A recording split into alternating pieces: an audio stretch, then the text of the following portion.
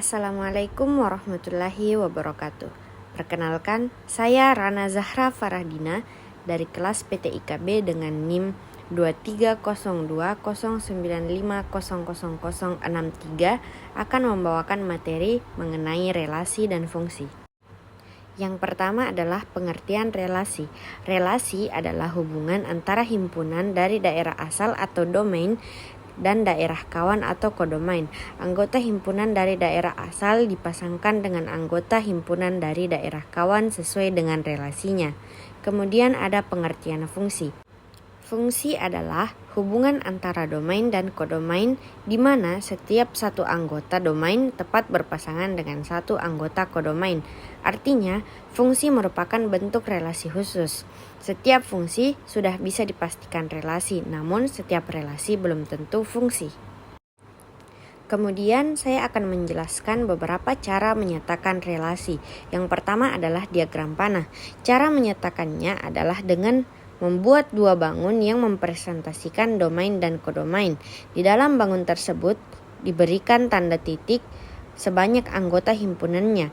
Lalu hubungkan titik-titik dari daerah domain menuju titik-titik daerah kodomain menggunakan tanda panah. Untuk lebih jelasnya, kita dapat memperhatikan contoh dan gambar berikut. Cara menyatakan relasi yang kedua yaitu dengan diagram kartesius.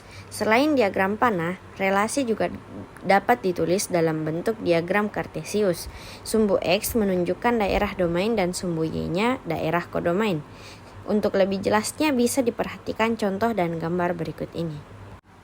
Nah, selanjutnya saya akan menjelaskan tentang jenis-jenis fungsi. Jenis fungsi yang pertama yaitu fungsi injektif. Fungsi injektif adalah fungsi yang anggota kodomainnya hanya boleh berpasangan dengan satu anggota domain. Pada injektif ini, anggota kodomain boleh tidak berpasangan. Yang kedua adalah fungsi surjektif. Fungsi surjektif adalah fungsi yang anggota kodomainnya tidak boleh ada yang tidak berpasangan. Pada surjektif ini, setiap anggota kodomain boleh berpasangan dengan lebih dari satu anggota domain. Kemudian yang ketiga ada fungsi bijektif. Fungsi bijektif adalah fungsi yang anggota kodomainnya tidak boleh ada yang tidak berpasangan dan setiap anggota kodomain harus berpasangan dengan tepat satu anggota domain. Artinya anggota kodomain tidak boleh bercabang. Selanjutnya saya akan menjelaskan tentang notasi fungsi. Penulisan fungsi sama seperti relasi. Misalnya, notasi dari fungsi A ke B bisa dinyatakan seperti berikut. Notasi tersebut memiliki arti fungsi F memetakan setiap anggota himpunan A dengan satu anggota himpunan B. Itulah tadi materi relasi dan fungsi. Sekarang saya akan menjelaskan materi tentang teori himpunan. Yang pertama adalah pengertian himpunan.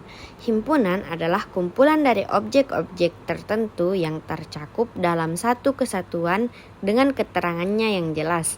Untuk menyatakan suatu himpunan digunakan huruf kapital seperti A, B, C, dan sebagainya.